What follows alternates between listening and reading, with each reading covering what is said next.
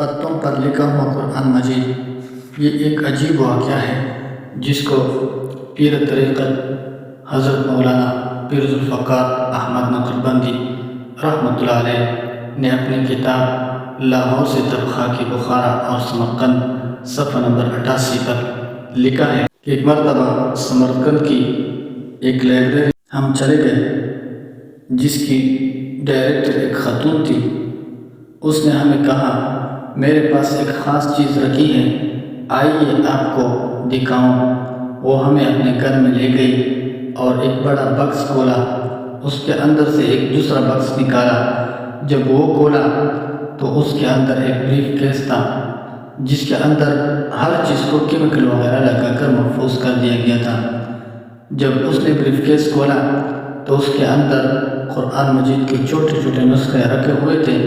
لکھائی اتنی باریک تھی کہ پڑھی جانی مشکل تھی، لیکن جب اس خاتون نے ہمیں لفظوں کو بڑا دکھانے والا عدسہ لا کر دیا تو ہم نے دیکھا کہ ہر صفحے پر ایک رکوع لکھا ہوا تھا اور کتابت بھی انتہائی خوبصورت تھی کہ دیکھ کر حیران رہ جائے۔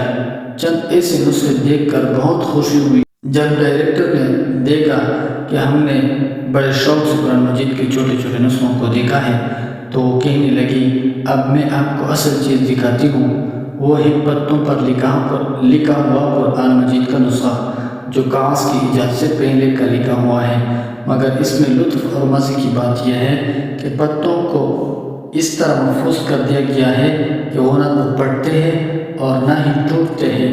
یہ کہہ کر اس نے ایک نسخہ نکالا۔ جب فقیر نے اسے اپنے ہاتھ سے دیکھا تو واقعتاً محسوس ہوتا تھا کہ یہ کسی درخت کا پتا ہے۔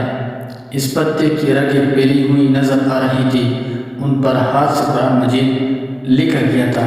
قرون اولیٰ کی ایک چیز کو دیکھ کر ہمیں بہت خوشی ہوئی۔ ایک خوشی تو یہ کہ سلف صالحین نے حفاظت دین کے لیے کیا کیا کرہائے نمایاں سر انجام دیے، دوسرا یہ کہ ہم نے نبی صلی اللہ علیہ وسلم کے قریب زمانہ کی ایک چیز کو اپنی نظروں سے دیکھ لیا۔ ہم نے قرآن پاک کے اس نسخے کو آنکھوں سے لگایا اور عقیدت سے چوم لیا۔ سبحان اللہ۔